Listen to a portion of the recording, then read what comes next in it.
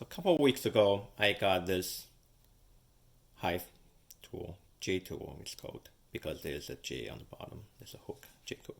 So I thought that this is a pretty common tool. I shouldn't go wrong with it. So I just purchased whatever I can find, and this is a really nice one. The quality is pretty good, well built. The paint is nice and crisp. But the only problem is that the tip of the J is so thick that I cannot squeeze in without, already open up quite a bit between the frames. So let me show you. So see right here, this is assuming that the frames are being glued by propellers. It's going to be really sticky. If you want to jam it in and able to turn it, you know how much clearance I need to create before I can even hook it. Right, so if I hold on to it and take it out, this is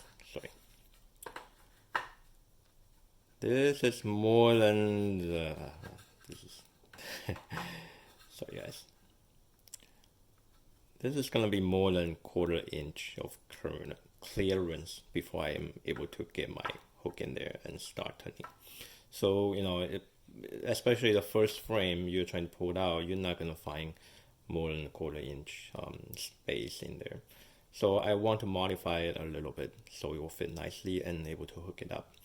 So I kind of draft this. You can see a little bit using a pencil. So the idea is that when it goes in, the tip should be pretty slim. You see right here, I should be able to go in without needing to pull any of the frame apart. It should go in. By the time it goes into the deepest, before it start turning, I need clearance on this side. So I'm gonna cut off a little bit as well on this part. You can see on my drawing. And when you actually got anchor on the back and you start lifting, it also needs enough clearance on the next frame on the top. So that's where the little notch goes in. Then when you start turning, I don't really need this because it's gonna be too up. Right? I want to start turning roughly around this angle. Right? That's about I don't know what degree that is, but this is the angle that I want to start turning. So I'm gonna shave it up a little bit on the tip. Then I should be able to get it up without too much separating of the frame. So let me grind it down and see if it works. Okay, so after some cutting and grinding, there we have it. I use Dremel because my angle grinder, the disc is too big for this delicate work.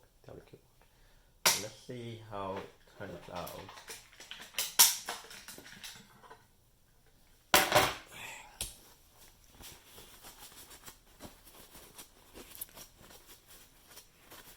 Looks pretty good. Definitely not the best job. I need to send it off. It's kind of ugly, but you know what the heck.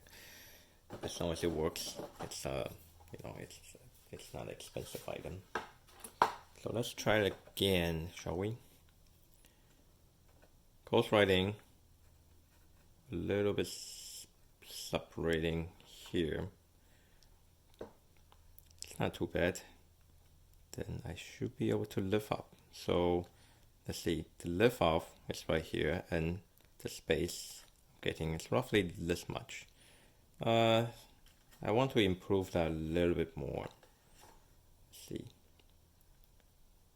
So I think this part is hitting against it, so it wants to separate. Okay. I'm not sure how much more I can grind.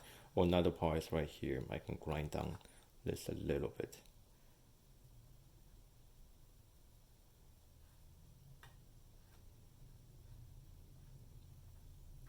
Or this part.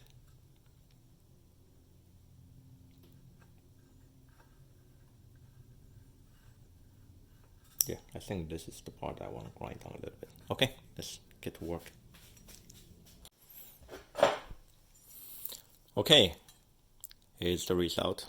You can see right here I grind a little bit more, and it actually going a little bit so that I give a little bit more clearance before I turn. So let's see how it is. Perfect. You see where that little goes in the notch, it works. So now if I lift it, guess this will be the most that it will separate. About 1/8 of the inch, maybe a little bit more than 1/8 of the inch. Much better than before. Okay, cool. Thanks for watching.